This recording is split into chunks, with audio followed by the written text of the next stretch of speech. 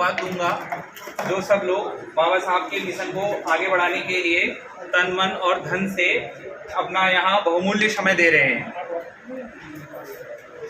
मैं राकेश कुमार बौद्ध, मुझे हाल ही में अपने समाज और अपने बुद्धिज्म का ज्ञान हुआ है। लगभग 2015 के बाद से मैंने अपने समाज के साहित्य और अपने समाज के बारे में जाना है, और जब से मैंने जाना है मैं तब से उसको मान रहा हूँ।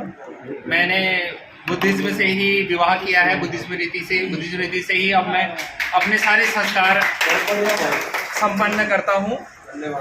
और जब से मैंने इस पहाड़ की वादियों में ऐसा काम किया है, यहाँ ये काम यूपी में ये काम होना थोड़ा आम बात हो गई थी, लेकिन यहाँ ये काम हो पाना थोड़ा सा खास बात थी। तो काफ़ी लोग प्रभावित हुए हैं, अच्छा लगता है। और मैं इस मार्ग पे चल रहा हूँ, मुझे भी बहुत अंदर से संतुष्टि महसूस होती है। और पहले जब मैं शुरुआत में आया, जैसे कि युवा हुई मैं, तो होता है थोड़ा सा कट्टरता मेरे अंदर भी ज़्यादा आ गई थी, बिल्कुल हिंदू धर्म के खिलाफ बोलना और बुद्धिज्म का बहुत वो करना।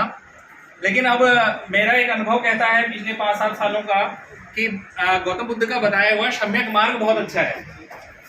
हमें जो हमारा 90% से अधिक समाज अभी भी पीछे है और मनुवाद की उसमें जकड़ा हुआ है, हमें उनके बीच भी जाकर बैठना होगा, उनके कार्यक्रमों में भी जाना होगा, उनका तिरस्कार नहीं करना होगा, और उनके बीच में जाके वैज्ञानिकतापूर्ण तर्कपूर्ण ढंग से अपनी बातें रखनी पड़ेगी, और उनसे बार बार मिलकर उनको बार बार समझाना पड़ेगा। उनसे दूरियां बना के हमारा काम नहीं चलने वाला है। तभी वो लोग हमारे भी बुद्धिज्म के कार्यक्रमों में आएंगे, समझेंगे और उसको जानेंगे और उसको मानेंगे। मैंने जो बौद्धाचार्य श्री ताराचंद बौद्ध जी जो अब जिनका परिनिर्वाण हो गया है इस कोरोना काल में, काफ़ी अच्छा था उनका। लेकिन मेरे को एक चीज़ लगी उनके उससे कि मैं बौद्धाचार्य वो देखना चाहता हूँ जो क्योंकि आप सब जानते हैं हिंदू धर्म के अगर हम डायरेक्टली अगर हम उसका विरोध करते हैं तो जो सत्ता में आसीन लोग हैं सब उसी धर्म को मानने वाले हैं, उनको ये बात कदापि अच्छी नहीं लगेगी और उन्होंने हमारे राह में ज़्यादा से ज़्यादा रोड़े रखने हैं। तो हमने कोशिश ये करनी है कि अपनी लकीर को बड़ी करनी है, दूसरे की लकीर को मिटाने में समय व्यस्त नहीं करना है। आप अपनी लकीर को वैज्ञानिकतापूर्ण रूप से ऊपर करेंगे, बुद्धिज्म के फायदे गिनाएंगे, तो ये मान के चलिए कि दूसरी लकीर अपने आप ही छोटी हो जाएगी। लेकिन जहां हम नकारात्मक एटीट्यूड अपनाते हैं और दूसरे की अपनी लकीर को बड़ा करने के बजाय दूसरे की लकीर को छोटा करना शुरू कर देते हैं, आते ही हिंदू धर्म पे टूट पड़ते हैं, तो वो चीज हमारे लिए नेगेटिव हो जाती है।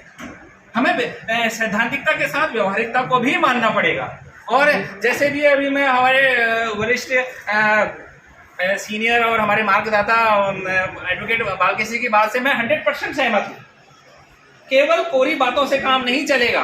जो 3-3.5% लोगों के पास 85-86% की हमारी संपत्ति है, वो जब तक जिसकी जितनी संख्या बारी उसकी उतनी हिस्सेदारी पे नहीं आएगा, तब तक हमको हमारा हक और हमारा वो इतने आसानी से मिलने वाला नहीं है। बहुत बढ़िया भाई, बहुत बढ़िया। अब हमें उस चीज के लिए भी दिमाग से काम करना पड़ेगा, व्यवहारिकता से। और मैं कहता हूं जिस प्रकार से आज आरएसएस के 100 साल पूरे होने वाले हैं, उनके बहुत ही नापाक इरादे हैं जिन्हें हमें पूर्ण नहीं होने देना है।